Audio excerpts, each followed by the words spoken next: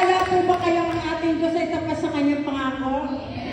Naniniwala po ba kayo pag sinabi niya pagagalingin ay gagaling? Pumalakpak po ng malakas na malakas yung mga hindi naniniwala. Kulit.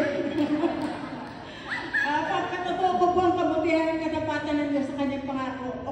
August, 3rd week of August po, bago tayo nag-anniversary pa, nakaramdam po, nagising po ako, mabigat na mabigat ang aking pakiramdam. Yung pain ko from head to the tip of my soul. Hindi ko inintindi, sabi ko, baka mawawala lang nito. Pero araw-araw na pag-gising ko, bumibigat ang pakiramdam ko. Hanggang sa, hindi ko na matiis yung pain, sabi ko, Lord, ano po ba ito? Mukhang ito na naman yung fibromyalgia na nagpahinto sa akin sa gawain. Pinagaling mo na ako doon, Lord, kaya ayoko nang bumalik doon. Kaya nung anniversary natin, ay nakita ko pa po yung video ni Brother Mike na kung may gusto kayong hingin sa Panginoon, isigaw nyo at manali kayo.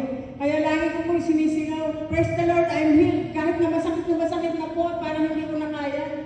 Praise the Lord, I am healed. Sabi ko, Lord, ayaw pumunta sa doktor dahil bibigyan ako ng gamot na para akong lasing. Ang gusto ko po ay kagalingan mula sa iyo. At itinaas ko nga po yung anniversary natin. Purihin ang Diyos dahil hindi po bigla ang pagpapagaling niya sa akin. Dahan-dahan po, araw-araw nararamdaman ko bumubuti ang pakiramdam ko.